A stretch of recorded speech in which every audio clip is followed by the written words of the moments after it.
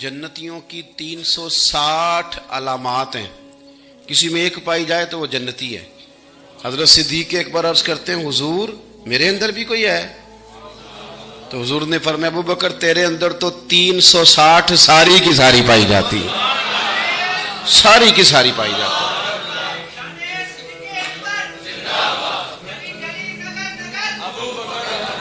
अपनी जिंदगी अमल वाली जिंदगी बनाएं, फारग क्यों बैठना है? और दिन जो छोटे हैं तो रोजा रखा जाए, क्या हर्ज है? अगर मौका मुयसर आ गया है, आप घर में हैं, तो जरूरी तो नहीं ना ये कह के जाए भाई अपना है, वो दूर भी है तो चले गए छुट्टी लेके भी जनाजे में। कोई मुसलमान करीबी चला गया सही अकीदा, उसके जनाजे में जाया जाए। आपको पता चल गया कि फलान जगह मैं पहुंच सकता हूं मिस्कीन गरीब के लिए, तो जाएं। इसलिए हुजूर सल्लल्लाहु अलैहि वसल्लम ने फरमाया, क़यामत के दिन कुछ लोगों को आवाज आएगी एक दरवाजे से, कहा जाएगा रोजादार आ जाओ भाई, ये जन्नत का वो दरवाजा जहां से रोजादार गुजरेंगे। हुजूर फरमाते एक दरवाजा वो होगा जहां से पक्के नमाजी इधर आ जाओ भाई, ये दरवाजा नमाजियों के लिए। हाजी आ जाओ जी इधर, ये दरवाजा हाजियों के लिए। मुजाहिद आ जाओ, गाजी आ जाओ, ये दरवाजा तुम्हारे लिए। जो जो नेकी करता रहा दरवाजे से आवाज आएगी, हर बंदे के अमल के मुताबिक दरवाजे से आवाज आएगी। और हुजूर फरमाते हैं, जब मेरे अबू बकर आएंगे तो इनको हर दरवाजे से आवाज आएगी, इधर आ जाओ, इधर आ जाओ। और नेकियां किस तरह करके की? हुजूर सल्लल्लाहु अलैहि वसल्लम ने ना हमें एक सबक दिया। ये नौजवान इधर देखें जी, वीडियो ज्यादा जरूरी नहीं जी, वीडियो तो पहला भी तुहानू लभदी रहिंदी। अज तो असीं पक्के लभे हैं, साडी गल कोई सुनो, कोई साडे नाल करो। आप मेहरबानी करें, बात सुने। और माशाल्लाह जितने लोग आप आए हुए हैं ना, इतनी बड़ी तादाद में, तो अगर आप आज इस पहलू को थोड़ा थोड़ा, मैं ये नहीं कहता कि आप कोई इनकलाब बर्पा कर देंगे, जरा गौर तो करें मैं क्या कह रही हूँ। सही मुस्लिम, इसको तकरीर ना समझें, ये थोड़ा सा दर्स है, नसीहत है, इस पर आप गौर करें। हजरत सैयदना इमाम मुस्लिम ने मुस्लिम शरीफ में हदीस लिखी है, नबी पाक अलैहिस्सलाम ने फरमाया, नेकी को छोटा नहीं समझना, नेकी को छोटा नहीं समझना। या रसूलुल्लाह सल्लल्लाहु तआला अलैहि वसल्लम, नहीं समझेंगे। हुजूर ने फरमाया, नेकी को छोटा ना समझना, हो सके तो अपने भाई से मुस्कुरा के बात ही कर लो। एक हदीस में फरमाया, नेकी को छोटा ना समझना, चाहे गली से कांटा ही उठा दो। यानी नेकी शुरू तो करो ना, कोई करो तो सही। किसी अंधे को सड़क पार करा दो, किसी से वजन नहीं उठाया जा रहा तो साथ मिलके उसके सर पे रखवा दो, कोई नेकी करो तो सही। हमारे दाएं बाएं नेकियों की लाइनें होती हैं, पर तब नेकी करेंगे ना जब हमारा नेकी करने का इरादा, हम ये समझते हैं शायद 10,000 रुपया मस्जिद देना ही सिर्फ नेकी है ना। मस्जिद में 10,000 देना भी नेकी है, और मस्जिद में झाड़ू देना भी नेकी है। इसके बाद 10,000 नहीं वो झाड़ू दे, कोई काम तो करे ना भाई, नेकी करें। हजरत सिद्दीक अकबर की नेकियों का मंजर क्या है? हर वक्त नेकी, हर वक्त नेकी, खैर का काम, वो चल रहे हैं, ड्यूटी कर रहे हैं। अल्लाह ताला ने इंसान को याद कराया है कि तूने इबादत अपने रब की करनी है।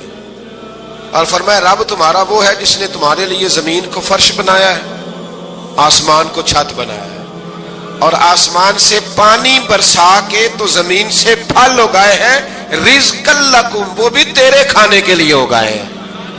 वो जो आसमान से बारिश बरसा के जमीन से सब्ज़ और फल उगाए हैं, तो वो भी तेरे लिए। जब सारा कुछ तेरे लिए बनाया तो तू भी तो इबादत करना अपने रब की, फिर किसी को उसका शरीक ना ठहरा। एक चैलेंज भी किया कुरान मजीद ने इस रुकू के अंदर।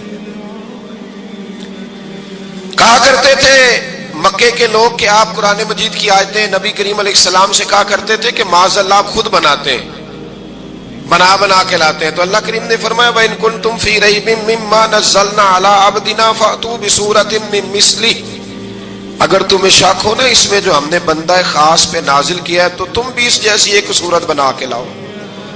पढ़े लिखे तो तुम भी हो ना, मक्के में तुम भी रहते हो, तो एक सूरत बना के लाओ।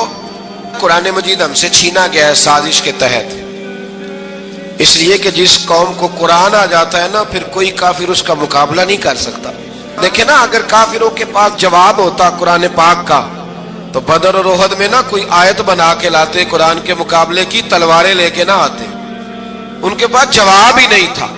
और कयामत तक किसी काफिर के पास कुरान मजीद का कोई जवाब قرآن کا کوئی جواب، قسم اللہ کی جواب کوئی نہیں قرآن کا، اس کا کوئی جواب نہیں۔ کیا بات ہے قرآن پاک کی۔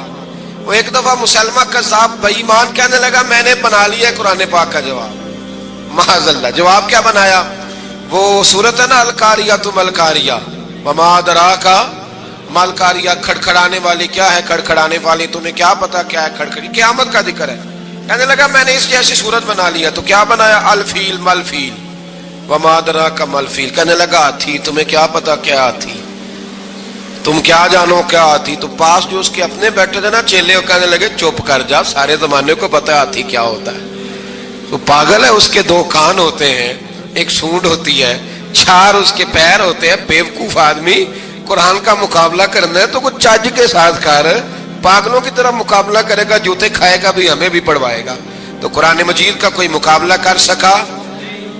تو اس آیہ مبارکہ میں اللہ نے کافروں کو یہ کہا اگر مقابلہ نہیں کر سکتے تو پھر اللہ سے ڈرو، ورنہ دوزخ میں ڈالے جاؤ گے، وہ جس کا ایندھن آدمی اور پتھر ہے، اور بنائی بھی کافروں کے لیے گئی ہے۔ اعدت للکافرین، جہنم کس کے لیے بنائی گئی ہے؟ کافروں اور منافقوں کے لیے۔ مسلمانوں کے لیے بنائی گئی، مسلمان مرضی سے چھلانگے لگائیں تو ان کی موج ہے، ورنہ ان کے لیے جہنم، ان کے لیے اللہ نے جنت بنائی ہے۔ اور یہ بات کرتے ہی رب کریم نے فرمایا اے محبوب علیہ الصلوۃ والسلام، مومنوں کو خوشخبری دے دیں کہ اللہ نے ان کے لیے جنت بنائی ہے، اس میں باغات ہیں، انہیں رزق دیا جائے گا کھانے کے لیے، اور اس میں انہیں پاکیزہ بیویاں دی جائیں گی، اور پھر وہ اس میں ہمیشہ رہیں گے، انہیں اس سے نکالا نہیں جائے گا۔ آگے جو آیات کریمہ ہے نا، اس کے اندر اللہ تبارک و تعالیٰ نے فرمایا ہے کہ اللہ حیا نہیں کرتا سمجھانے کے لیے، مچھر کی مثال بھی دینی پڑے۔ فرمایا قرآن سے کچھ لوگ ہدایت حاصل کرتے ہیں اور کچھ گمراہ ہو جاتے ہیں۔ جب لوگ اپنی مرضی کی تشریحات چاہتے ہیں تو گمراہ ہوتے ہیں، اور جب قرآن کو رسول اللہ صلی اللہ علیہ وسلم اور امت مسلمہ کی تشریحات کی روشنی میں سمجھتے ہیں تو پھر اللہ ہدایت عطا فرماتا ہے۔ پھر اللہ تبارک و تعالیٰ نے آگے ارشاد فرمایا حضرت آدم کی پیدائش کا واقعہ۔ کچھ مفسرین نے لکھا اللہ نے مشورہ کیا تھا فرشتوں سے، وَإِذْ قَالَ رَبُّكَ لِلْمَلَائِكَةِ إِنِّي جَاعِلٌ فِي الْأَرْضِ خَلِيفَةً، لیکن کچھ مفسرین کہتے ہیں کہ اللہ کو ضرورت نہیں فرشتوں سے مشورہ کرنے کی، اللہ نے فرشتوں سے مشورہ نہیں کیا، بلکہ رب نے انہیں آگاہ فرمایا تھا کہ میں لگا ہوں زمین پہ اپنا نائب بنانے، میں خلافت دینے لگا ہوں زمین پہ۔ اب یہ تو دینے والی کی مرضی ہے نا، اس نے کس کو دینی ہے، یہ تو دینے والے کی مرضی ہے نا، اس نے۔ تو کچھ لوگ کہتے ہیں کہ دینے والے سے زیادہ ہمیں پتہ ہے، تو فرشتوں کو بھی یہ اجتہادی خطا ہو گئی، کہنے لگے یا اللہ اسے نہ بنانا، یہ فساد کرے گا، یہ خون ریزیاں کرے گا۔ تو اللہ نے فرمایا جو میں جانتا ہوں وہ تم، اللہ اکبر۔ امام راضی فرماتے جب رمضان آتا ہے تو اللہ فرشتوں سے کہتا ہے ذرا یہ کھول کے دروازے دیکھو نا یہ زمین پہ کیا کر رہے ہیں، تم تو کہتے تھے فساد کریں گے اور یہ سارے تراویح پڑھ رہے ہیں، تم تو گویا کہتے تھے فساد کریں گے اور یہ تو دیکھو گویا رمضان کے روزے رکھ رہے ہیں، یہ تو میری یاد میں نکلے ہوئے، تم کچھ کہتے تھے اور دیکھو میں نے تمہیں کہا تھا نا جو میں جانتا ہوں وہ تم۔ اللہ نے پھر حضرت آدم علیہ السلام کو تمام زمانے کے علوم عطا کیے، علم سکھا لیا۔ تو فرشتوں سے کہا تم بھی ان چیزوں کے نام بتاؤ، تو وہ بتا سکے نہیں۔ اللہ نے فرمایا اب اس طرح کرو آدم کو سجدہ کرو، سب نے سجدہ کیا سوائے، وہ کہنے لگا یا اللہ صرف تجھے ہی کرنا ہے، کرنا بھی صرف اللہ کو چاہیے، پر رب کے آگے بھی جھکنا چاہیے، اور جس کے سامنے رب جھکائے نا وہاں بھی۔ اور یہ جو عاجزی ہے نا، یہ جو جھکنا ہے یہ علم کے آگے ہے۔ ہماری مصیبت یہ ہے کہ ہم علم کے آگے بھی گردن جھکانے کو تیار نہیں ہوتے، وہاں بھی ہم خود عالم فاضل بن جاتے۔ تو فرمایا کہ سب سے کہا سجدہ کرو، سب نے سجدہ کیا سوائے ابلیس کے، تو پھر ہوا کیا وکان من الکافرین، وہ کافروں میں سے ہو گیا۔ پھر اللہ نے حضرت آدم کو اور جناب حوا کو نا مقام دے دیا جنت میں رہنے کے لیے، اور کہا سارا کچھ کھانا، درخت کے قریب نہ جانا۔ ابھی آپ کسی سے کہہ دیں تھوڑا سا کہ پیچھے نہ دیکھنا، یعنی اگر میری سمجھ لیں ادب کی وجہ سے کوئی 1.5-2 منٹ یا 6 منٹ نہیں بھی نہ دیکھے گا تو سوچے گا ضرور کہ پتہ نہیں اب پیچھے کیا ہے، مصیبت کیا ہے۔ یعنی آپ کہہ کے دیکھ لیں کسی کو، پیچھے نہ دیکھنا، فطرت ہے نا انسان کی، وہ جستجو کرتا ہے، کہا اس درخت کے پاس نہ جانا۔ تو حضرت حوا سلام اللہ علیہا کہتے ہیں دل میں خیال رہتا تھا کہ آخر ہے کیا درخت کے پاس. یہی انسان کا عقیدہ توحید ہے کہ جہاں سے رب منع کر دے وہاں وہ منع ہو جائے. اور یہ ان کی خطا نہیں تھی, یہ اللہ کی حکمت تھی, چونکہ رب نے تو پہلے کہہ دیا تھا بنایا ہی زمین کے لیے, تو یہ تو سارا کچھ ہونا تھا تو زمین پہ آنا تھا نا. تو حضرت حوا اور جناب آدم کے پاس شیطان آیا, اب اس کو نکال تو دیا تھا پر ابھی اس کا جنت میں آنا جانا بند نہیں ہوا تھا, یہ بھی اللہ کی حکمت تھی. تو وہ کہنے لگا تمہیں پتہ ہے بعد میں مر جاؤ گے. تو حضرت حوا کہنے لگی کیا موت بھی آئے گی؟ کہاں, اس کی تکلیف بھی بڑی ہوگی, تو پھر بچیں گے کیسے؟ تو کہنے لگے پھل کھا لو اس درخت کا. تو بچنے کے لیے پھل کھایا تھا. اس طرح لوگ آج بہت سارے کام بچنے کے لیے کرتے ہیں پر بچ سکتے, بچنے کے لیے پھل کھایا تو اللہ نے فرمایا زمین پہ چلے جاؤ. تو حضرت آدم زمین پہ آئے, پھر کئی 100 سال روتے رہے. فتلقى آدم من ربہ کلمات, تو پھر اللہ نے خود ہی جناب آدم کو کچھ کلمے سکھائے. علامہ اسماعیل حقی فرماتے ہیں وہ کلمے یہ تھے کہ حضرت آدم نے میرے نبی کا وسیلہ پیش کیا, اللہ کریم نے جناب آدم کی دعا کو مقبول فرما لیا. پھر آگے بنی اسرائیل کا ذکر آ جاتا ہے. اللہ تعالیٰ نے بنی اسرائیل, آج آپ اسی قوم کو یہودی کہتے ہیں, ان کو اللہ نے اس زمانے میں فضیلت عطا کی تھی بہت زیادہ.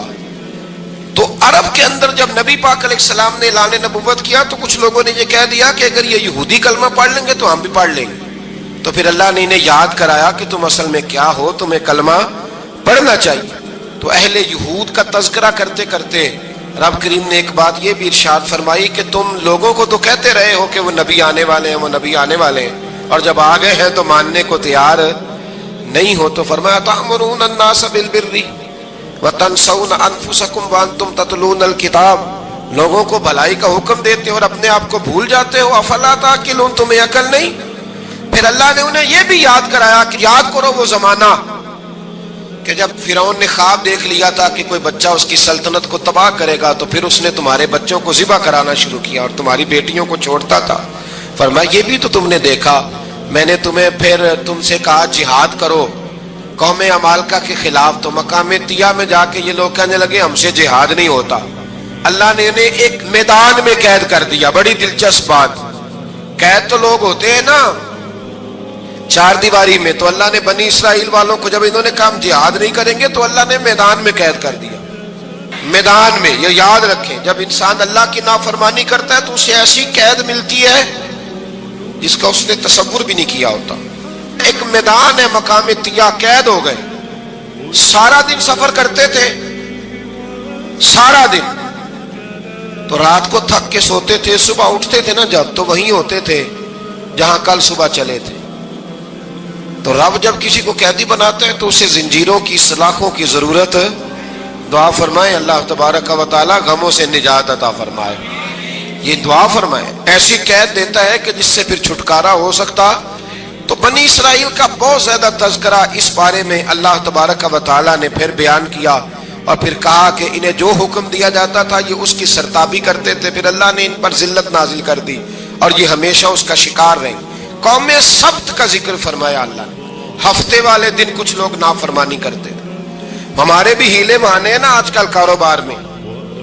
تو اسی سپارے کی آیت نمبر 65 کے اندر اللہ تعالیٰ نے حضرت داؤد کی قوم کا ذکر کیا کہ اللہ نے انہیں حکم دیا تھا کہ ہفتے والے دن مچھلیاں نہیں پکڑنی. تو وہ کہتے تھے چلو ہاتھ لگا کے نہیں پکڑنی, ہاتھ لگا کے. وہ ہمارے لوگ ہیلے بہانے تلاش کر لیتے ہیں نا, وہ بڑے جناب انشورنس والا آ گیا, اب وہ بینک والا آ گیا, وہ فلانے صاحب آ گئے, وہ تروڑ مروڑ کے کہانیاں پاتے ہیں, اور پھر ہمیں بھی رستے مل جاتے ہیں بچنے کے. مفتی صاحب نے کہہ دیا تھا, ایک مولانا سے میں نے ان کو کہا ہفتے والے دن مچھلیاں نہیں پکڑنی, کا نہیں پکڑتے, چھوٹے چھوٹے حوض بنا لیے. تو مچھلیاں زیادہ آتی تھی اس دن, یہ بھی اللہ کی قدرت تھی. نماز کے وقت گاہک زیادہ آتے ہیں, یہ اس کی قدرت ہوتی ہے.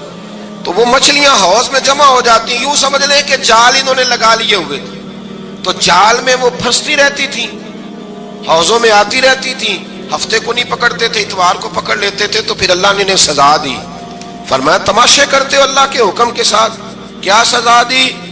فَقُلْنَا لَهُمْ كُونُوا قِرَادَةً خَاسِئِينَ, فرمایا بندر بن جاؤ دھتکارے ہوئے. جو رزق حرام طریقے سے کماتے تھے رب انہیں بندر بنا دیتا تھا. ابھی بھی میں نے دیکھے ہیں بڑے بڑے تاجر پاگلوں جیسی زندگی گزار رہے ہیں, نفسیاتی طور پہ سکون نہیں ہے, کروڑوں روپیہ پڑا ہے. کیوں؟ اس لیے کہ رب کے بتائے ہوئے طریقے کے مطابق تجارت نہیں کرتے. آگے ایک اور دلچسپ بات آ گئی. بنی اسرائیل کے اندر نا ایک شخص نے اپنے چچا کو قتل کر دیا جائیداد کے لیے. یہ دیکھیں کب سے لوگ جائیداد کے لیے قتل کرتے آ رہے ہیں. چچا کو قتل کر دیا, اور قتل کر کے حضرت موسیٰ علیہ السلام کے پاس آئے کہ میرے چچا کو کسی نے قتل کر دیا ہے, تو بتائیں کیا کرنا ہے. تو آپ نے فرمایا کہ گائے ذبح کرو اور اس کا ایک ٹکڑا مقتول کو مارو, مرنے والے کو, وہ خود اٹھ کے بتا دے گا مجھے کس نے قتل کیا ہے.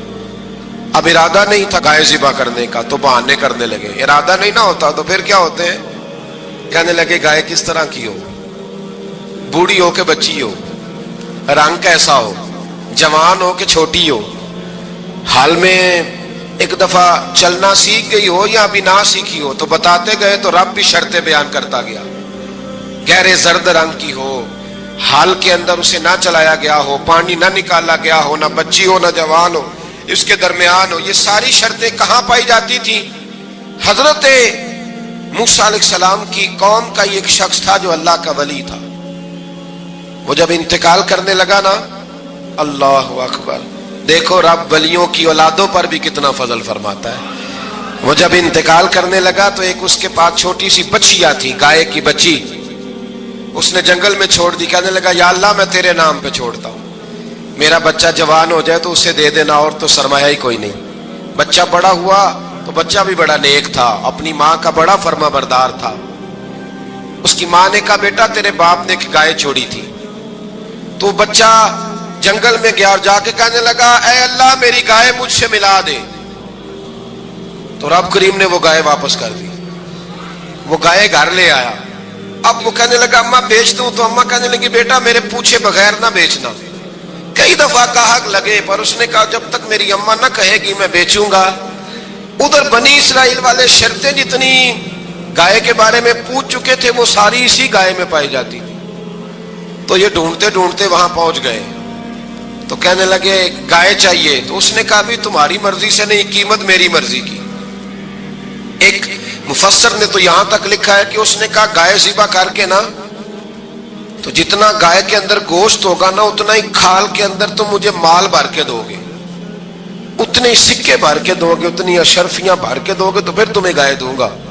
تو پھر یہ گائے انہیں ملی اور یہ گائے لے کر کے آئے.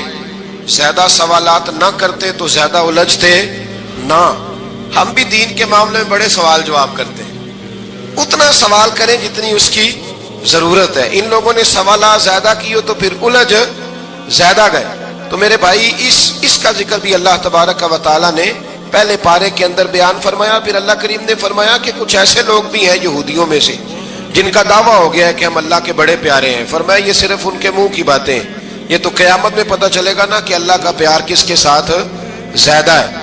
اور پھر یہ بھی یہودیوں نے دعویٰ کیا ہے, اسی پارے میں اللہ فرماتے ہیں کہ ان کا دعویٰ ہے کہ ہم اللہ کے بڑے پیارے ہیں, جنت میں ہم ہی جائیں گے. تو اللہ فرماتے ہیں پھر مرنے کی دعا تو کرو, جنت میں تو مر کے جانا ہے نا. لیکن رب فرماتے ہیں یہ کبھی مرنے کی دعا نہیں کریں گے, اس لیے کہ انہیں پتہ ہے کہ ہم نے آخرت کے لیے کیا بھیجا. لیکن جی پہلا حکم آ گیا یا ایھا الذین آمنوا کہہ کے, پہلی آیت قرآن پاک پہلے سپارے میں پہلی آیت جس میں اللہ نے کہا یا ایھا الذین آمنوا. تو پہلا حکم آمنوا کہہ کے آیت نمبر 104 میں جو اللہ نے حکم دیا ہے نا وہ نبی پاک کی تعظیم کا حکم. پہلا حکم ہی اللہ نے حضور کی عزت اور ناموس کا ارشاد فرمایا. پہلا اس ترتیب کے لحاظ سے وہ ہوا یہ کہ جب نبی پاک کو بات ارشاد کرتے تو صحابہ کرام اٹھ کے عرض کرتے رائینا یا رسول اللہ, حضور سمجھ نہیں آئی ذرا رعایت کر دیں. تو یہودیوں کی عبرانی زبان کے اندر نہ ذرا کھینچ کے پڑھتے تھے رائینا, تو اس کا معنی بنتا تھا معاذ اللہ اے ہمارے چرواہے. بکریاں چرانے والے کو بھی وہ رائینا کہتے تھے. تو جب صحابہ یہ کہنے لگے تو اللہ نے منع ہی کر دیا. فرمایا میرے محبوب کے غلاموں اس لفظ کے پیچھے چھپ کے, اس لفظ کے پیچھے چھپ کے لوگ میرے نبی کی بے ادبی کر جاتے ہیں. تو جس لفظ کا کوئی ایک معنی بے ادبی والا بنتا ہو وہ لفظ بھی میرے نبی کے لیے نہ کہو.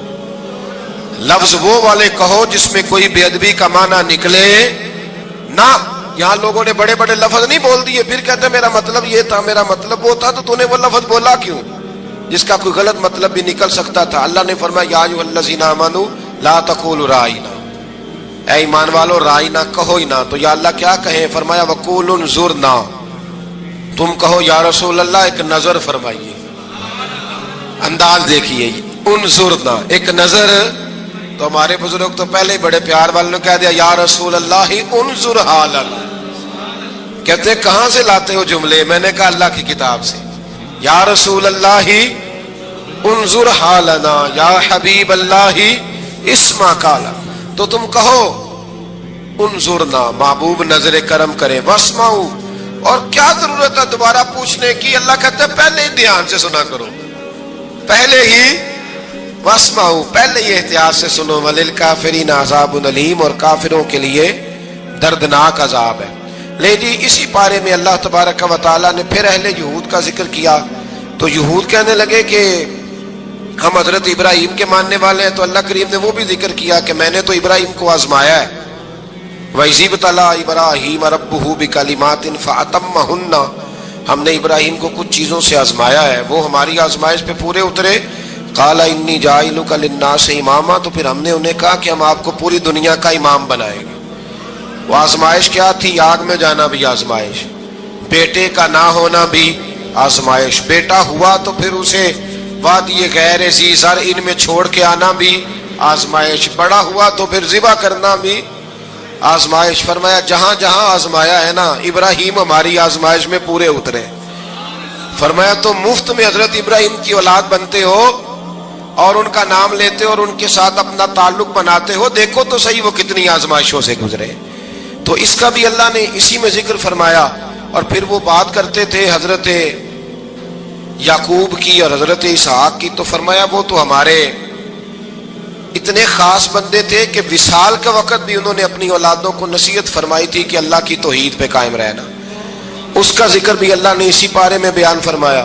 اور جو حضرت ابراہیم اور جناب اسماعیل نے کعبہ تعمیر کیا تو اس کا ذکر بھی اللہ تعالیٰ نے اسی پارے میں فرمایا. فرمایا جب وہ کعبہ بنا رہے تھے تو کہہ رہے تھے ربنا تقبل منا، کہہ رہے تھے اے اللہ بنا ہم نے دیا ہے پر مہربانی فرما ہم سے قبول فرما لے. تو جو آیہ کریمہ آخر میں عرض کرنا چاہتا ہوں اس پر بھی تھوڑی توجہ فرمائیں گے تو بات بڑی نکھر کے باہر آئے گی. یہ 16ویں رکوع کے اندر اللہ نے پھر یہود کا اور عیسائیت کا ذکر فرمایا. تو اللہ کریم نے ایک بات ارشاد فرمائی. یہودیوں کے ہاں جب کوئی بچہ پیدا ہوتا تھا پیلے رنگ کے ساتھ اس کو رنگتے تھے، یا کوئی خاص رنگ تھا ان کا. بچہ پیدا ہوتا تو اس پر وہ رنگ چڑھاتے کہ یہ جی ہمارے مذہب کا رنگ ہے. ہمارے ہاں بھی رسمیں ہیں نا اپنی اپنی، معاذ اللہ اپنی اپنی نہیں ہونی چاہیے، اللہ رسول کا حکم ہونا چاہیے. تو یہودیوں کے ہاں بچہ پیدا ہوتا تو ایک خاص رنگ چڑھاتے، عیسائیوں کے ہاں پیدا ہوتا تو وہ بھی ایک خاص رنگ چڑھاتے. تو مسلمانوں کے ہاں بچے پیدا ہوئے تو انہوں نے بھی توجہ کی کہ یہ کیا ہو رہا ہے. تو رب کریم نے فرمایا صبغۃ اللہ، رنگ اللہ کا ہی ہے. ومن احسن من اللہ صبغہ، اور فرمایا اللہ کے رنگ سے زیادہ خوبصورت کس کا رنگ ہو سکتا ہے؟ اللہ کا رنگ کیا ہے؟ لا الہ الا اللہ محمد الرسول اللہ صلی اللہ علیہ. فرمایا نیلے پیلے کالے رنگ نہ چڑھاؤ، اپنے ذہن پر توحید و رسالت کا رنگ چڑھاؤ. یہ سب سے بہترین رنگ ہے. اگر تمہارے ذہنوں پر رب رسول کی توحید کا رنگ چڑھ گیا تو یہ وہ والا رنگ ہے، پھر تمہیں کسی اور رنگ کی طرف جانے کی ضرورت نہیں پڑے گی. تو فرمایا رنگ وہ پیدا کرو جو توحید کا ہے، رسالت کا ہے، اس رنگ کی توجہ کرو. قرآن مجید کے اس پارے میں اللہ کریم نے مختلف باتیں بیان کر کے آخری رکوع میں یہ جو رنگ کا ذکر فرمایا نا تو یہ لگتا ہے پورے پارے کا خلاصہ ہے کہ رب کریم نے فرمایا اصل بات یہ ہے کہ تمہاری سوچوں پہ رب رسول کی توحید و رسالت کا رنگ ہونا چاہیے. ہر وقت بچہ پیدا ہو کوئی دنیا سے جائے تو رنگ کس کا ہونا چاہیے؟ اللہ رسول کے دین کا. تو دقیانوس نام کا ایک بادشاہ ہوا بنی اسرائیل کے اندر، بڑا ظالم تھا. اس نے گمراہی پھیلا دی اور جو لوگ معاذ اللہ کفر اور شرک نہیں کرتے تھے انہیں قتل کروا دیتا تھا. تو 7-8 نوجوان اپنا ایمان بچا کے بھاگے. او ہو اللہ اکبر. ساری دنیا مال بچا کے بھاگتی، وہ 7-8 نوجوان اپنا ایمان بچا کے بھاگے کہ یہ ہمیں کہیں کفر کی طرف نہ لوٹا دے، تو جا کے ایک غار کے اندر چلے گئے تو ایک کتا بھی ان کے ساتھ ہو گیا۔ انہیں کتے کو بڑے روڑے مارے کہ یہ اگر بھونکے گا، آواز نکالے گا تو ہم پکڑے جائیں گے، ہم نے تو چھپنا ہے۔ پر اس کو نہ ولیوں سے پیار ہو گیا تھا، اس نے کہا بھگاؤ جتنا مرضی مجھے، فطرت میری ہے کہ میں بھونکتا ہوں، پر جب اللہ کے ولی ہوں تو پھر میں ادب کرتا ہوں۔ یہ قرآنی واقعہ ہے۔ اچھا، یہ عین وہ واقعہ ہے قرآن مجید کا کہ جو بہت ساری چیزوں پر ویسے ہی نص ہے اور بہت ساری زبانیں ویسے گونگ ہو جاتی۔ تو وہ 6-7 لوگ تھے، وہ چلے گئے غار کے اندر، جا کے انہوں نے پناہ لے لی۔ بادشاہ کو پتہ چل گیا کہ غار کے اندر ہے۔ اچھا، اللہ کی قدرت، جیسے ہی داخل ہوئے انہیں نیند آ گئی، یہ سو گئے۔ اور قرآن مجید کہتا ہے، قرآن مجید کے یہ لفظ ہیں کہ کتا غار کے منہ پر بازو پھیلا کے بیٹھ گیا، گویا اپنے مالکوں کی خدمت کر رہا ہے۔ اب میاں صاحب کی ایک بات کر لیں درمیان میں، میاں صاحب فرماتے ہیں جنہ تنام وچ عشق نہ رچیا، کتے ہونا تھی چنگے، اور چلو مالک دیکھ کر راکھی کر دے، صابر بھوکے ننگے۔ یہ دیکھو نا کہ اتنا تو ان کے اندر بھی کمال ہے، اپنے نا دونوں بازو پھیلا کے، کتا بھی غار پہ بیٹھ گیا۔ ان کو نیند آ گئی، بادشاہ نے پتہ کرایا، کہاں بھاگ کے گئے؟ تو کہا وہ غار کے اندر ہیں۔ بادشاہ کہنے لگا کہ ان کی سزا یہ ہے کہ ایک دیوار چن دو غار کے منہ میں، غار کو ہی بند کر دو۔ جس بندے کی ڈیوٹی لگائی نا غار چننے کی، بندہ بڑا نیک تھا، اس کو دیوار بنانے کا ذمہ دیا۔ اس نے نا دیوار بھی بنائی اور ایک تختی پہ نا سب کے نام لکھے، اور وہ تختی ایک صندوق میں رکھ کے وہاں بند کر دی، اور اسی طرح کی ایک تختی اس کے نیچے لکھا کہ ایک تختی ان کے ناموں کی نا میں مال خزانہ میں بھی بند کر رہا ہوں۔ اللہ تبارک و تعالیٰ کی قدرت کے بعد مفسرین نے لکھا ہے وہ 100 سال تک سوئے رہے، اور بعض نے لکھا ہے کہ 300 سال تک سوئے رہے۔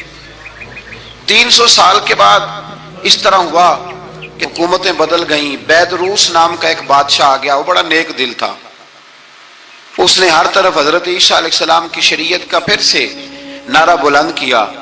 اب نا کچھ لوگ ایسے تھے جو منکر ہو گئے تھے کہ مرنے کے بعد دوبارہ کیسے اٹھیں گے۔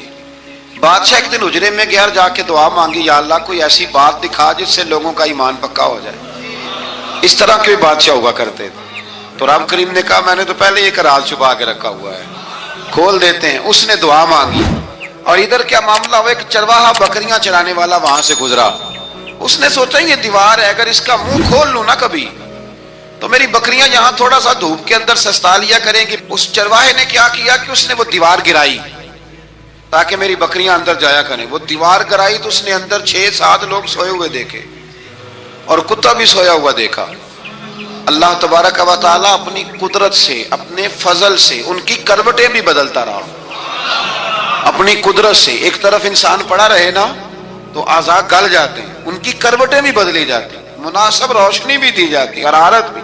اس نے دیوار گرائی تو ان کی آنکھ کھل گئی، ایک دوسرے سے کہنے لگے آج تو بڑی گہری نیند سوئے ہیں یار، آج تو لمبی نیند ہی پوری کر لی، چلو بھوک بڑی لگی ہے ایک دوست کو بھیجو۔ یہ سارا واقعہ قرآن مجید میں موجود ہے، میں اپنے لفظوں میں بیان کر رہا ہوں۔ جاؤ ایک دوست کو بھیجو بازار سے نا کھانا لے آئے، پیسے وہی 300 سال پرانی کرنسی۔ وہ جب نان بھائی کی دکان پہ گیا نا سامان لینے، اس کو پیسے دیے تو نان بھائی نے ہاتھ پکڑ لیا، کہنے لگا میاں تو کدھر سے آیا، یہ کون سے پیسے؟ اس نے کہا پیسے کاہے کہ میں بھی سوچ رہا ہوں کہ حالات بدلے ہیں، سارے حضرت عیسیٰ کا کلمہ پڑھ رہے ہیں، ماحول اور ہے۔ اس نے کہا تیرے ہاتھ کوئی خزانہ لگ گیا ہے، یہ تو ہم نام سنتے تھے کہ یہاں کوئی دقیانوس نام کا بادشاہ رہا ہے، کوئی خزانہ، بتا کہاں سے لیے؟ شور ہوا، حاکم شہر تک خبر پہنچی، بادشاہ تک پہنچی۔ اس نے بتایا کہ بھئی ہم تو دقیانوس کے ڈر سے بھاگے ہیں، کل بھاگے ہیں یا آج سویرے، اتنا زیادہ ہمیں پتہ نہیں، کل یا آج سویرے بس نا اتنا سا ہمیں یاد ہے کہ ہم گئے تھے۔ بہرحال لوگ جمع ہو گئے، اکٹھے ہو گئے، غار تک پہنچے۔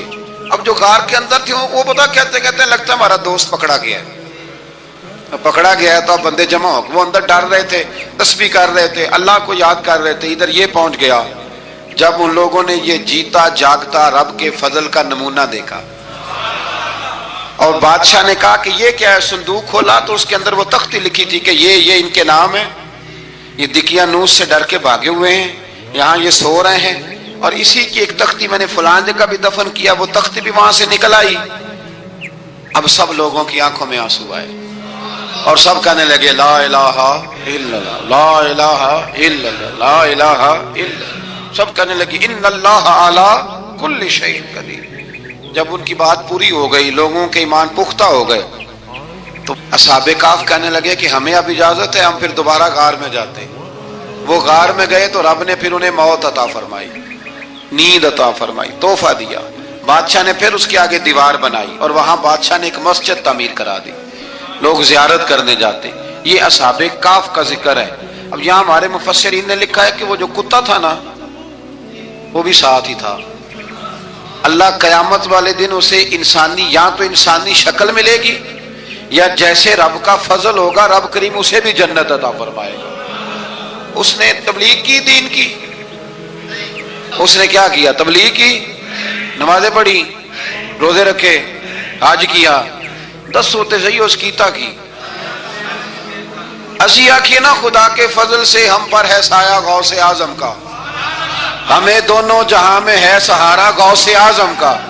لوگ پریشان ہو جاتے ہیں، کہتے ہیں کس طرح کی بات کرتے ہو؟ تو میں نے کہا اصل میں تیرا عقیدہ کچا ہے۔ وہاں تو کتا چلا جائے ولی کے پاس تو رب اسے جنت دے دیتا ہے، تو جیگتا جاتا مومن جائے تو اللہ کیوں فضل نہیں فرماتا؟ اس سے آگے نا پھر آیت نمبر 32 ہے، اس میں اللہ تبارک و تعالیٰ نے 2 لوگوں کا واقعہ بیان کیا ہے۔ فرمایا ایک شخص کے انگوروں کے باغات تھے اور چاروں طرف سے انہیں کھجوروں کے درختوں نے گھیر رکھا تھا اور درمیان میں کھیتی بھی تھی اور بیچ میں دریا بھی بہ رہا تھا، اور ان باغات نے بہت عمدہ فصل دی۔ ایک دن یہ شخص اپنے ساتھی سے کہنے لگا میرا مال اور افرادی قوت تم سے زیادہ ہے، مجھے یقین ہے کہ یہ باغ کبھی برباد نہیں ہوگا۔ اول تو مجھے قیامت کا یقین ہی نہیں معاذ اللہ، لیکن اگر قیامت آئی تو مجھے وہاں سے بھی بہتر مال ملے گا۔ اس کے دوسرے ساتھی نے کہا تو اپنی اصل کو بھول گیا ہے اور تو نے اپنے خالق کی ناشکری کی جو کہ وحدہ لا شریک ہے۔ اگر تم نے باغ میں داخل ہوتے وقت ماشاءاللہ لا قوت الا باللہ کہہ دیا ہوتا تو یہ تمہارے حق میں بہتر ہوتا۔ اگرچہ مال اور اولاد میں تم سے کم ہوں، لیکن میرا ایمان یہ ہے کہ اللہ تعالیٰ مجھے اس سے بہتر نعمت عطا کرے گا، اور آسمان سے کوئی آفت آئی اور تمہارا باغ تباہ و برباد ہو جائے گا، یا اگر اس کا پانی زمین میں دھس گیا تو پھر تم اسے تلاش نہ کر پاؤ گے۔ بالآخر اس شخص کا باغ برباد ہو گیا۔ وہ جو کہتا تھا نا مجھے یقین نہیں قیامت نہیں آئے گی، اس کا باغ ہی، اور وہ کفِ افسوس ملتے ہوئے کہنے لگا کاش میں نے شرک نہ کیا ہوتا، لیکن پھر اس کا کوئی نہ مددگار تھا اور نہ حمایتی۔ آیت نمبر 45 میں اللہ تعالیٰ نے دنیا کی زندگی کی ناپائیداری کو ایک مثال سے بیان فرمایا کہ آسمان سے بارش نازل ہوئی، گھنا سبزہ نکلا، پھر وہ سوکھ کر چورا چورا ہو گیا، جسے ہوا اڑا کے لے گئی۔ مال اور بیٹے تو محض جیتی دنیا کا سنگار ہے، جب تک تم زندہ ہو تب تک مال بھی ہیں اور بیٹے بھی ہیں۔ والباقیات الصالحات، اگر کچھ ہے باقی رہے گی تو تمہارے اچھے اعمال باقی رہیں گے، اور اگر اولاد نیک ہوئی تو وہ بھی باقیات الصالحات میں شامل ہو جائے گی۔ آیت نمبر 47 سے فرمایا کہ قیامت کے دن تمام روئے زمین پر ایک کھلے میدان کی صورت میں ہوگا، سب لوگ صف باندھے رب کے حضور اکیلے حاضر ہوں گے اور اپنے اعمال ناموں کو دیکھ کر خوف زدہ ہوں گے، کہیں گے ہائے افسوس اس اعمال نامے کو کیا ہوا، اس نے نہ کوئی صغیرہ گناہ چھوڑا نہ کبیرہ، مگر سب کو شمار کیا۔ آیت نمبر 50 میں حضرت آدم علیہ السلام کو فرشتوں کے سجدہ، ابلیس کی نافرمانی اور شیطان اور اس کی ذریت کے انسان کے دشمن ہونے کا بیان ہے۔ آگے پھر ذکر شروع ہو جاتا ہے حضرت موسیٰ علیہ السلام اور حضرت خضر علیہ السلام کا۔ یہ لفظ خضر بھی ہے اور خضر بھی ہے، یہ 2-3 طریقوں سے پڑھا جاتا ہے۔ حضرت خضر کے بارے میں مختلف روایات ہیں کہ یہ ولی ہیں کہ نبی ہیں، لیکن مضبوط رائے اکثر بزرگوں کی یہی ہے کہ یہ بھی اللہ کے نبی ہیں، اور بعض نے لکھا ہے یہ ہمیشہ سے زندہ ہیں۔ یہ 2 اللہ کے نبی حضرت الیاس علیہ السلام اور حضرت خضر علیہ السلام، یہ دونوں ہر سال حج میں بھی جاتے ہیں، ہر سال حج میں بھی جاتے ہیں، کیونکہ ایک روایت ملتی ہے کہ محبوب کریم علیہ السلام حج پہ گئے تو فرمایا میں الیاس اور خضر کو پہاڑوں سے اترتے ہوئے دیکھ رہا ہوں۔ تو جن کو اللہ نے کھلی آنکھیں دی ہوتی ہیں پھر انہیں زیارت بھی ہوتی ہے، انہیں یہ نظر بھی آتے ہیں۔ حضرت خضر علیہ السلام کو اللہ نے علم لدنی عطا فرمایا، یہ علم لدنی اللہ جس کو اپنے پاس سے عطا کر دے اس کو علم لدنی کہتے ہیں۔ حضرت موسیٰ علیہ السلام ایک دن تقریر کرتے ہوئے کسی نے پوچھا کہ آپ سب سے بڑے عالم ہیں، فرمایا الحمدللہ۔ تو اللہ کریم نے فرمایا نہیں ہے موسیٰ کلیم آپ سے بڑے بڑے بھی ہیں، بڑے بڑے لوگ ہیں۔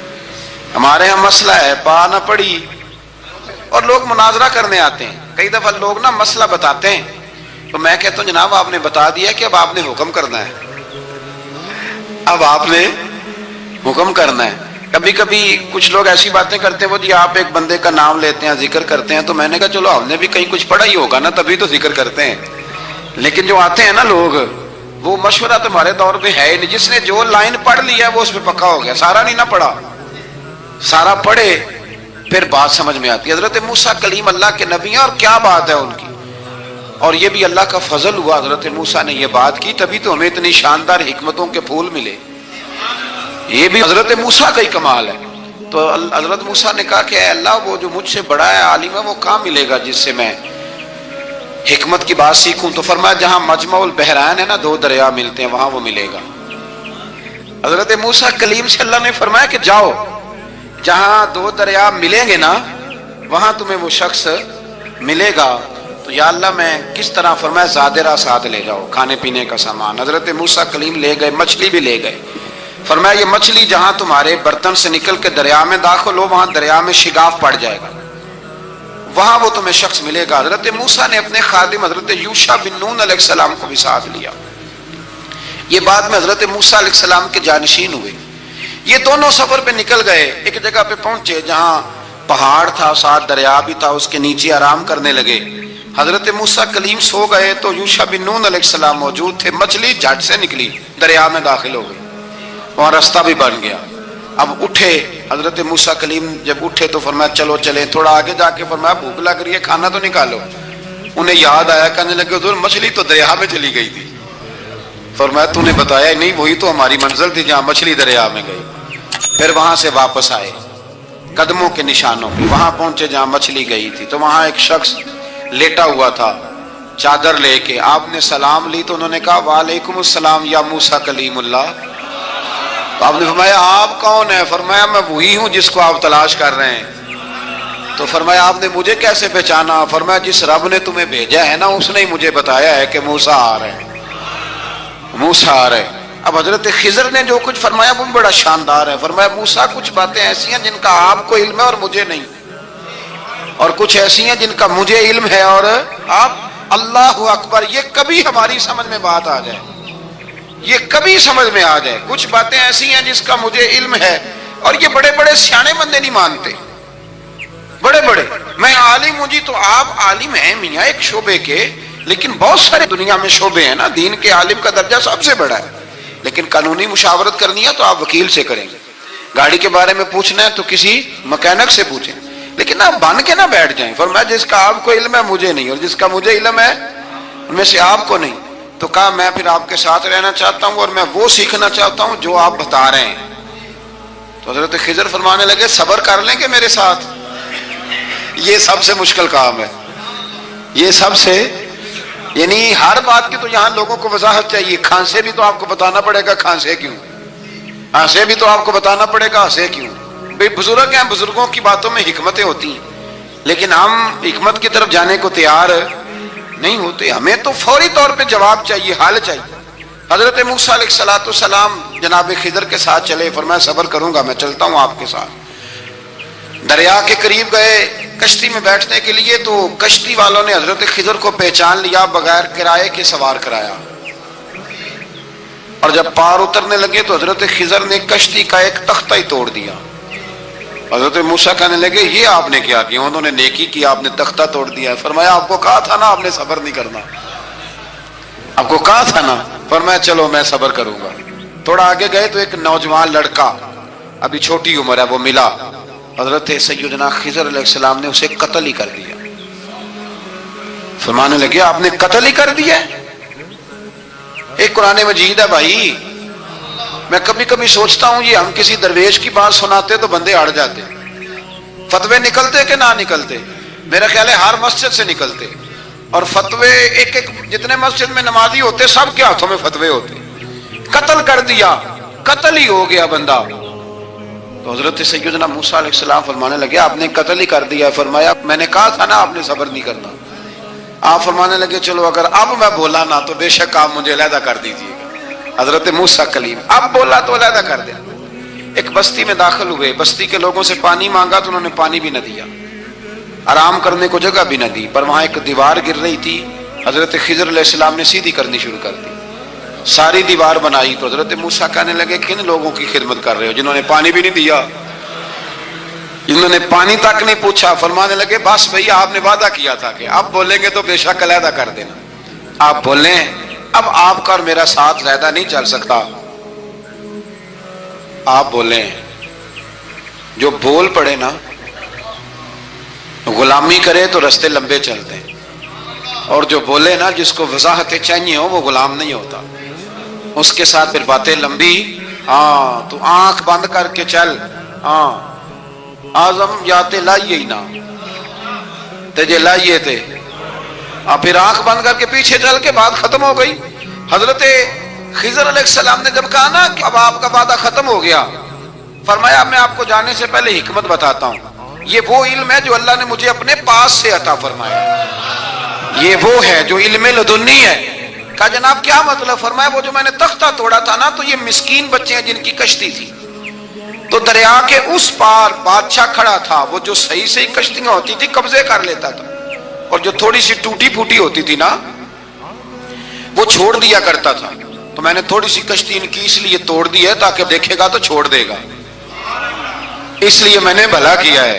اور فرمایا وہ جو بچہ میں نے قتل کیا نا وہ شروع سے ہی کفر کا دل دادا تھا، اس کے ماں باپ نیک تھے، اگر بڑا ہوتا جوان ہوتا تو ہو سکتا ہے ماں باپ کو بھی کفر میں مبتلا کر دیتا، اب اس کے بدلے اللہ انہیں صالح بیٹا عطا فرمائے گا، تو یہ بھی میں نے اللہ کے دیے ہوئے علم سے کیا۔ اور فرمایا یہ جو دیوار میں نے نبی ہو کے یا ولی ہو کے مزدوری کر کے دیوار بنائی ہے نا، اللہ اکبر، فرمایا یہ دیوار عام لوگوں کی نہیں، یہ یتیم بچوں کا خزانہ ہے دیوار کے نیچے، یہ گر جاتی تو خزانہ ظاہر ہو جاتا، اور بچائی اس لیے ہے کہ وَكَانَ أَبُوهُمَا صَالِحًا، ان بچوں کا باپ نیک آدمی تھا، ان کا باپ، قاضی ثناء اللہ صاحب پانی پتی فرماتے ہیں ڈائریکٹ باپ نہیں تھا، 7ویں نسل میں جا کے باپ بنتا تھا۔ سن لیں یہ بھی بات، ایک بندہ نیک ہو تو اس کی 7 نسلوں تک رب خزانوں کی بھی حفاظت فرماتا ہے۔ اب آپ اندازہ فرمائیں کہ بات کتنی دور تک جاتی ہے۔ بزرگوں کی باتوں میں نا حکمتیں ہوتی ہیں، دانائیاں ہوتی ہیں۔ یہ طریقت کے جو لوگ ہوتے ہیں انہیں سبق یہ دیا جاتا ہے کہ آمنا وصدقنا، ماننا ہے اور تصدیق کرنی۔ ہمارا معاملہ یہ ہے کہ یہاں وضاحت دینی پڑتی ہے، وہ جی وہاں کیا ہوا تھا، وہ جو گاڑی آپ کے پاس ہے تو وہ کہاں سے آئی، تو وہ جو کل آپ نیا جوڑا پہن کے آئے تھے تو وہ کدھر سے آیا۔ تو جو لوگ وضاحتیں مانگتے ہیں وہ اپنے نہیں ہوتے، ان کا غلامی کا رشتہ نہیں ہوتا، حبیب اور ہوتا ہے شریک اور ہوتا ہے، شریک وضاحتیں مانگتے ہیں، حبیب محبت کرتے ہیں۔ ہمارا آج سب سے بڑا المیہ یہ ہے، سب سے بڑا، کہ ہم کسی حکمت کے تحت کوئی بندہ اگر کوئی کام کر رہا ہے تو مجبوری ہے کہ ہمیں وہ حکمت بتائی جائے، ایسا نہ کریں۔ یہ طریقہ حضرت غوث اعظم رضی اللہ تعالیٰ عنہ، حضور غوث پاک رضی اللہ تعالیٰ عنہ کو ایک شخص ملنے آ گیا، ملا علی قاری نے لکھا ہے، آپ کے ایک مرید نے کہا چل میرے پیر سے ملنے، کہنے لگا میں نہیں جاتا ملنے کسی پیر شیر سے، کہا نہیں آؤ تو صحیح۔ وہ آیا نا تو اس نے دیکھا کہ 50 گھوڑے عربی نسل کے کھڑے ہیں غوث پاک کے دروازے، موٹے تازے چوڑے عربی نسل کے گھوڑے۔ اس کے دل میں خیال آیا، کہنے لگا یار سواری کے لیے اگر رکھے ہیں تو ایک بھی کافی تھا، 50 کی کیا ضرورت تھی۔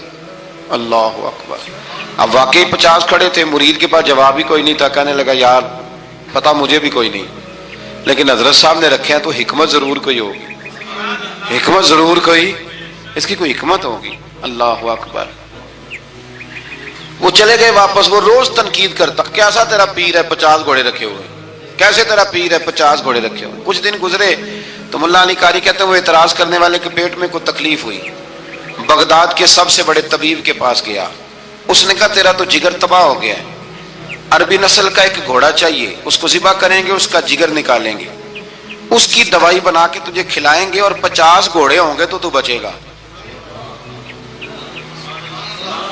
اب پریشان ہو گیا، کہنے لگا گھوڑے ہیں تو صحیح، پر جو میں حال کر رہا ہوں گا گھوڑے تو نہیں ملیں گے، میرا تو جوتوں والا کام ہے، وہ شاید مل جائیں۔ لیکن جب انسان مرنے لگتا ہے تو پھر اس کو ڈوبتے کو تنکے کا سہارا۔ اپنے دوست کے پاس گیا، کہنے لگا چل تیرے پیر کے پاس چلیں۔ اس نے کہا تجھے نہیں لے کے جانا، تو تنقید کرتا ہے، کہتا ہے ایک دفعہ چاہیے کیا؟ کہا گھوڑے۔ کہنے لگا تیرے لیے رکھے ہیں کوئی، جا دوڑ جا، میرے حضرت صاحب کی ضرورت کیا ہے؟ لیکن جب غوث اعظم کی خانقاہ میں داخل ہوئے نا تو حضور غوث اعظم اٹھ کے ملے۔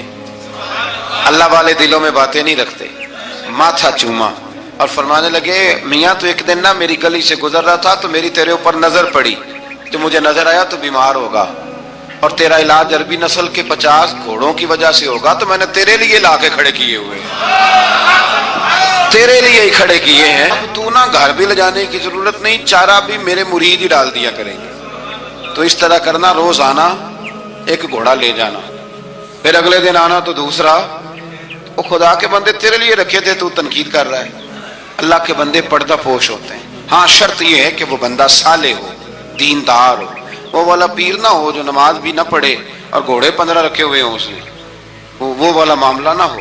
تو میرے عزیز یہ یاد رکھیں کہ اللہ تبارک و تعالیٰ کا بندہ جب آپ کا روحانی علاج کرتا ہے نا، روحانی علاج سے مطلب جادو ٹونے کا علاج نہیں، روحانی علاج وہ ہوتا ہے کہ میرے گناہوں کا علاج ہو جائے، حسد بغض کینہ عداوت یہ نکل جائے، تو وہ کچھ ایسے نسخے بتاتا ہے جو سمجھ میں مرید کی نہیں آتے لیکن وہ ضروری ہوتے ہیں۔ انہی نسخوں کو استعمال کرنے سے انسان کا فائدہ ہوتا ہے۔ جی کرنے والے لوگ ہمیشہ کامیاب رہتے ہیں، وہ ماں باپ کے آگے کریں، استاد کے آگے کریں، شیخ کے آگے کریں، اور جن کو وضاحتوں کی ضرورت ہوتی ہے، ہاں ایک شرعی بات ضرور ہے، وہ ضرور سن لیں۔ اگر آپ کو کہیں کچھ شرعی قباحت نظر آئے جو قرآن و سنت سے ٹکراتی ہو تو وہ آپ پر فرض ہے آپ اپنے مرشد سے پوچھیں۔ کتنی بڑی بات کر رہا ہوں، یعنی جو چیز قرآن و سنت سے ٹکرا رہی ہو اس کی وضاحت طلب کرنا ضروری ہوتا ہے، اور جو دین سے نہ ٹکرائے اس پر آپ وضاحتیں پوچھتے ہیں تو پھر اس کا مطلب ہے کہ آپ علاج کرانے میں سنجیدہ نہیں ہیں۔ فرمایا پاک ہے وہ ذات جس نے اپنے بندہ خاص کو سیر کرائی، مسجد حرام سے لے کر مسجد اقصی تک۔ اور مسجد اقصی کون سی؟ الذی بارکنا حولہ، جس کے ارد گرد ہم نے برکتیں رکھی ہیں، لنوریہ من آیاتنا، تاکہ ہم انہیں اپنی نشانیاں دکھائیں۔ معراج حضور کی سیر کا نام ہے۔ اللہ نے کہا محبوب آؤ اپنی سلطنت کی سیر کر لو۔ معراج حضور کی سیر و سیاحت کا نام ہے، بس سیر کرنے گئے تھے محبوب، اور رات کے تھوڑے سے حصے میں۔ اور مسجد اقصی وہ مسجد جس کے ارد گرد ہم نے برکتیں رکھی۔ مسجد کے اندر برکتیں ہوتی ہیں کہ ارد گرد ہوتی ہیں؟ الذی بارکنا حولہ، جس کے ارد گرد ہم نے برکتیں رکھی ہیں۔ تو مفسرین نے فرمایا کہ مسجد اقصی کے ارد گرد انبیاء کے مزارات تھے، تو فرمایا کہ اس کے ارد گرد ہم نے برکتیں رکھی ہیں۔ جہاں نبی کا وجود ہو وہاں برکت ہوتی ہے، جہاں ولی کا وجود ہو وہاں برکت ہوتی ہے۔ لنوریہ من آیاتنا، تاکہ ہم انہیں اپنی نشانیاں دکھائیں۔ واقعہ معراج ظاہر ہے ایک تفصیلی اور ایک بڑا حیرت انگیز اور محبوب کی عظمت اور شانوں والا واقعہ ہے۔ تو اللہ تبارک و تعالیٰ نے 15ویں پارے کا اور سورہ بنی اسرائیل کا آغاز اسی آیت سے فرمایا ہے۔ آیت نمبر 4 سے بیان ہوا ہے کہ بنی اسرائیل کو بائبل میں بتا دیا گیا تھا کہ وہ زمین میں 2 مرتبہ فساد اور سرکشی کریں گے، چنانچہ یہ دونوں مواقع آئے اور اللہ نے ان پر جابر بندے مسلط کیے۔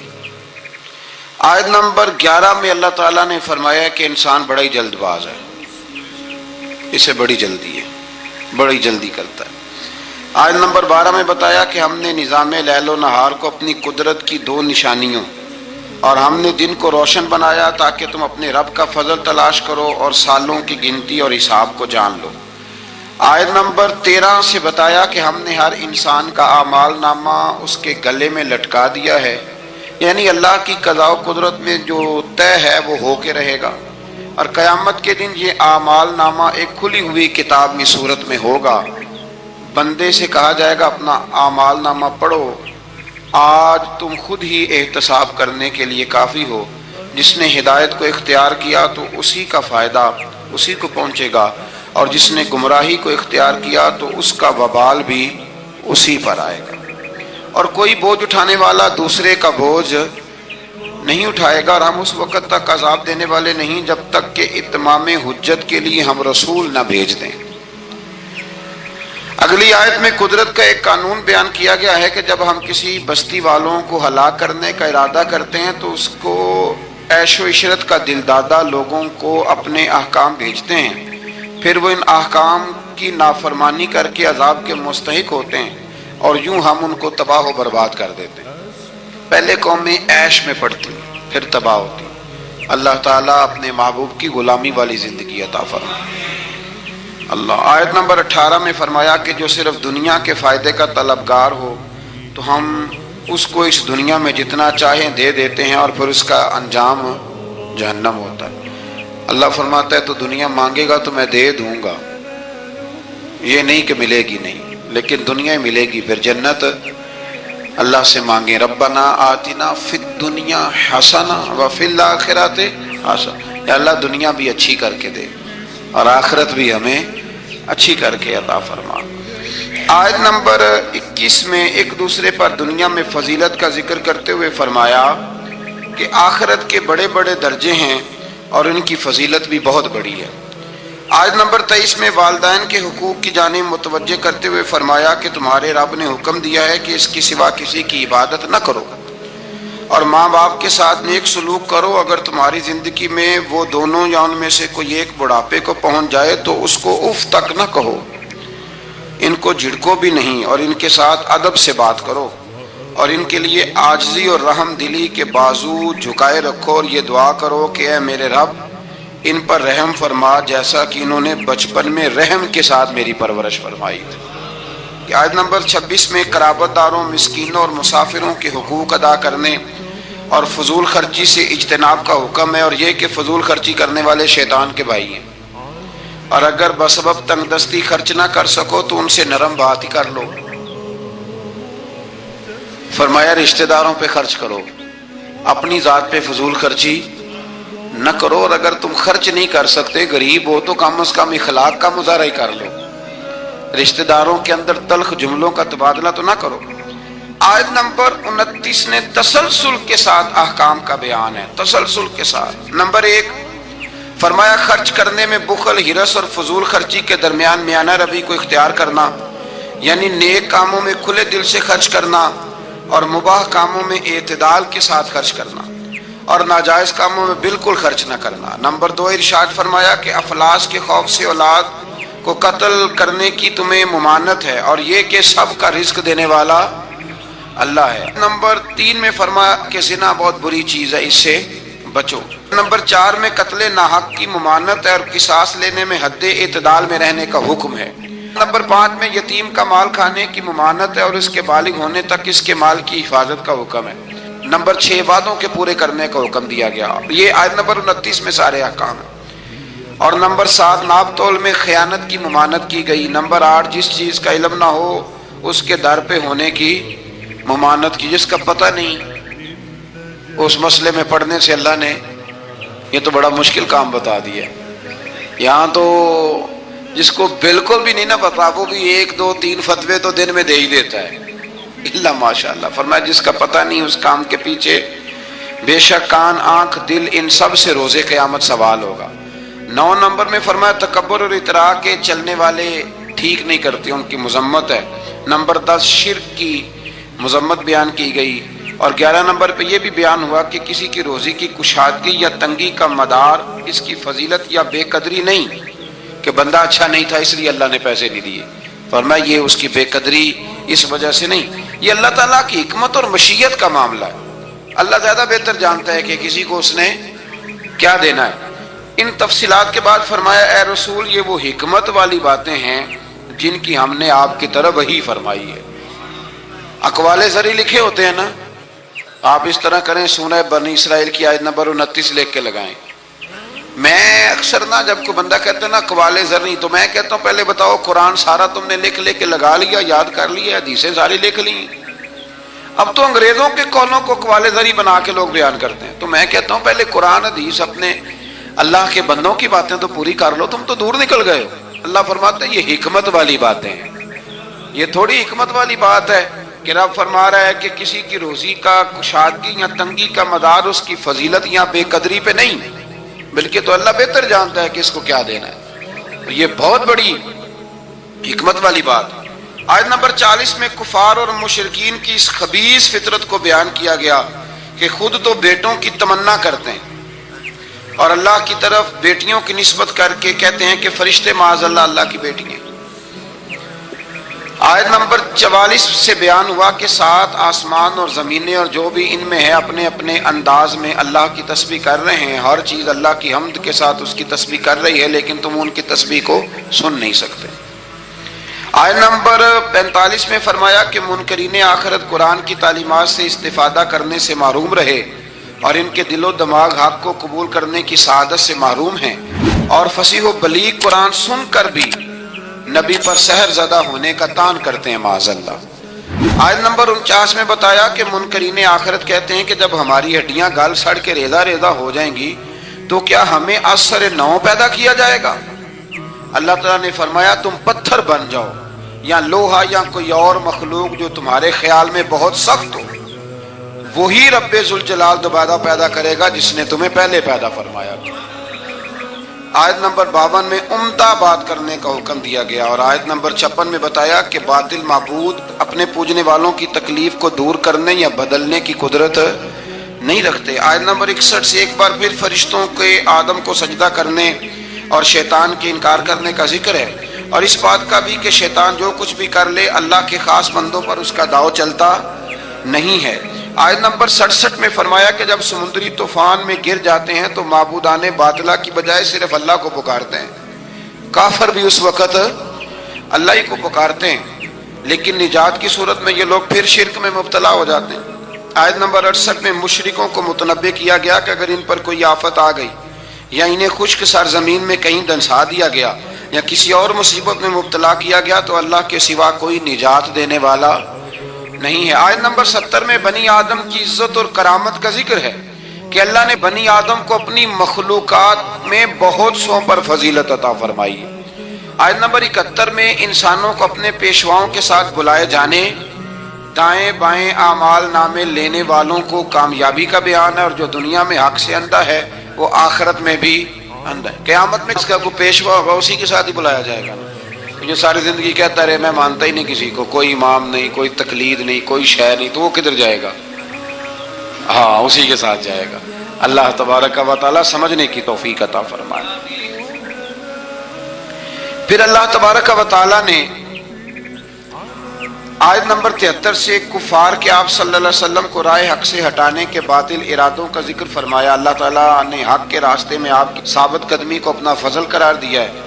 آپ کو جزیرہ عرب سے نکالنے کی کفار کی سازش کا ذکر کرتے ہوئے فرمایا کہ وہ ایسا کرنے میں کامیاب ہو بھی جائیں تو برے انجام سے بچ سکتے نہیں. اشارتاً 5 نمازوں کا حکم فرمایا، فجر کی فضیلت کا بیان کیا، نماز تہجد کی ترغیب، اور رسول اللہ صلی اللہ علیہ وسلم کے لیے مقام محمود جو مقام شفاعت کبریٰ ہے، جہاں کھڑے ہو کے رسول پاک امت کی سفارش فرمائیں، عطا کیے جانے کا بیان ہے. آیت نمبر 81 سے حق کی آمد اور باطل کے نیست و نابود ہونے کا بیان ہے، اور یہ کہ قرآن میں اہل ایمان کے لیے شفا بھی ہے اور رحمت بھی ہے. آیت نمبر 83 میں انسان کی اس فطرت کا ذکر ہے کہ نعمتوں پر ناشکری اور مصیبت پر نا امیدی کا اظہار کرتا ہے، یہ اس کی فطرت ہے. آیت نمبر 85 میں اس امر کا بیان ہے کہ یہود نے رسول اللہ صلی اللہ علیہ وسلم سے روح کے بارے میں سوال کیا تو اللہ تعالیٰ نے فرمایا کہ اے رسول صلی اللہ علیہ وسلم کہہ دیجئے کہ روح میرے رب کے امر سے ہے اور تم کو محض تھوڑا سا علم عطا کیا گیا. اس سے یہ بتانا مقصود ہے کہ جن چیزوں کی حقیقت جاننے پر ہدایت اور نجات موقوف نہیں نا، ان کے در پہ ہونے کی تمہیں ضرورت بھی نہیں ہے. آیت نمبر 88 میں ایک بار پھر قرآن کی مثل لانے کا چیلنج اور کافروں کے عجز کا بیان. آیت نمبر 90 سے مشرکین مکہ کے بعد فاسد مطالبات کا ذکر کرتے ہوئے فرمایا کہ انہوں نے کہا ہم اس وقت تک آپ پر ایمان نہیں لائیں گے حتیٰ کہ آپ ہمارے لیے زمین سے پانی کا کوئی چشمہ جاری کر دیں، یا آپ کھجوروں اور انگوروں کے باغات کے مالک بن جائیں جن کے نیچے نہریں بہہ رہی ہیں، یا آپ ہمیں جس عذاب سے ڈراتے ہیں وہ لے آئیں، یا آسمان کو ٹکڑے ٹکڑے کر کے ہم پہ گرا دیں، یا اللہ اور فرشتوں کو ہمارے سامنے بے حجاب کر دیں، یا آپ کے لیے سونے کا گھر ہو، یا ہم آسمان پر چڑھ جائیں اور پھر آسمان سے ہم پر کتاب نازل کریں جس کو ہم پڑھیں۔ ان سب مطالبات کے جواب میں اللہ نے فرمایا اے رسول صلی اللہ علیہ وسلم کہہ دو میرا رب ہر عیب سے پاک ہے، میں کوئی شعبدے باز نہیں ہوں، بلکہ میں تو اللہ کا وہ بندہ ہوں جسے اللہ نے اپنا رسول بنا کے بھیجا ہے۔ یہ کچھ لوگ نا شعبدوں کی باتیں کرتے ہیں، آج بھی کرتے ہیں، فلانے پیر صاحب ہیں جی، یہ جو کچھ لوگ بڑے بڑے نادان ہیں نا، یہ ساری آپ پڑھ لیں آیت نمبر 90، تو وہی سارے سوالات ہیں جو آج کا بد مذہب ولیوں کے بارے میں کرتا ہے، کہتا ہے اگر ایسے ہیں تو پھر یہ کر دیں پھر وہ کر دیں۔ او خدا کے بندو، ولی شعبدے دکھانے نہیں آتے، بندوں کو رب سے ملاتے ہیں، ان کا کام پیغام حق دینا ہے، ان کا یہ کام نہیں ہے۔ آیت نمبر 94 سے کفار مکہ کے اس اعتراض کا ذکر ہے کہ اللہ نے بشر کو رسول بنا کے کیوں بھیجا، استغفر اللہ، یعنی کوئی فرشتہ کیوں نہیں بھیجا؟ اللہ تعالیٰ نے فرمایا رسول صلی اللہ علیہ وسلم کہہ دو اگر زمین میں فرشتے بستے اور اطمینان سے چلتے پھرتے تو ہم ان پر آسمان سے فرشتہ ہی رسول بنا کے نازل کرتے۔ اگر فرشتوں کی طرف رسول بنانا ہوتا تو پھر کس کو بناتے؟ فرشتوں کو، یعنی نبی اور رسول جس مخلوق کی طرف مبعوث ہوئے اسی کے جن سے ہوتے ہیں۔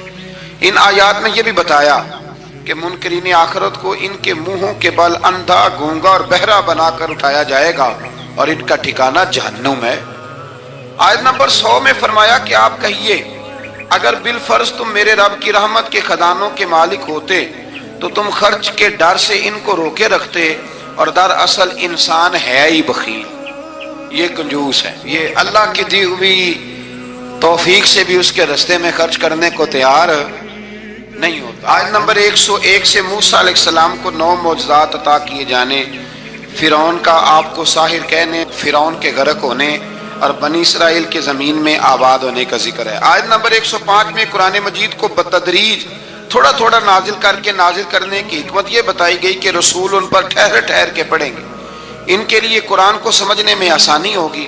مشرکین مکہ اعتراض کرتے تھے کہ کبھی آپ اللہ کہتے ہیں کبھی رحمان کہتے ہیں، ہم تو رحمان کو نہیں جانتے، تو اللہ نے فرمایا رسول کہہ دیجئے کہ معبود برحق کو تم اللہ کہہ کے پکارو یا رحمان کہہ کے پکارو،